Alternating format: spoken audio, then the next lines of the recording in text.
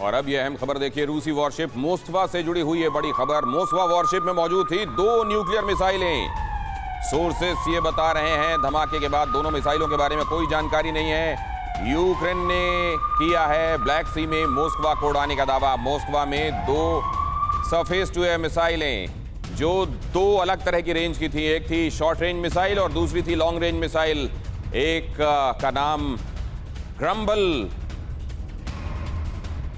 जो कि long range missile और दूसरी का नाम गेका जो कि शॉर्ट रेंज मिसाइल।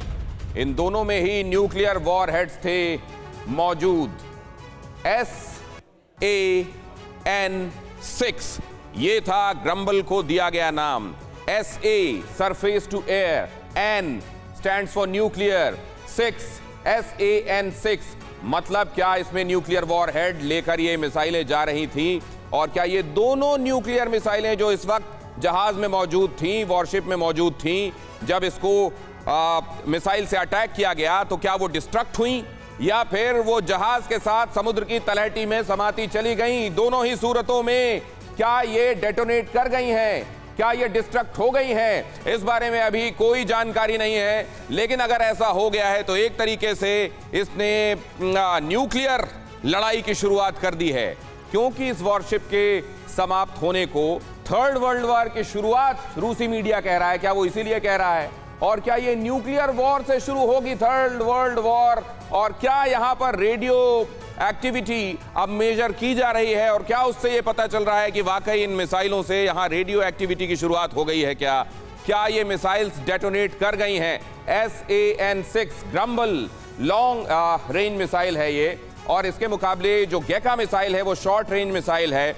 SA-10 का नेवल वर्जन है, और जब इसको कन्वर्ट किया जाता है नेवल वर्जन में तब इसका नाम हो जाता है SAN-6 जमीन से हवा, सरफेस टू एयर मिसाइल है ये। और इसी तरीके से दूसरी मिसाइल, इस मिसाइल के बारे में मैंने आपको बताया, ये लंबी दूरी की मिसाइल है और ज्यादातर बड़े रूसी जहाजों में इसका इस्तेमाल किया जाता है। SAN-6 दुनिया का पहला वर्टिकली लॉन्च किया जाने वाला सिस्टम है जो कि ऑपरेशनल है।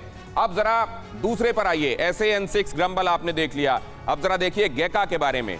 ग्रम्बल नाराजगी का अंग्रेजी नाम ग्रम्बल और उसमें किया जाने वाला काम, और दूसरा गेका एक खास तरह की छिपकली जो बहुत आवाज करती है, उसके नाम पर इसका नाम रखा गया है गेको या मिसाइल। और ये short range anti aircraft missile system है।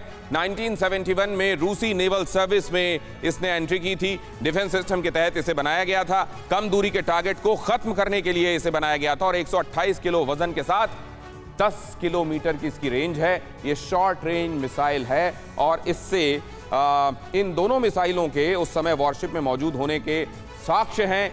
लेकिन अगर ऐसा है तो फिर ये डिस्ट्रक्ट होने के बाद क्या डेटोनेट कर गई हैं या समुद्र की तलहटी में समाती चली गई हैं या फिर ये वापस रूसी कब्जे में हैं, इस बारे में अभी तक कोई जानकारी नहीं है। परवाह देश की, सोमवार से शुक्रवार रात 10 बजे TV9 भारतवर्ष पर।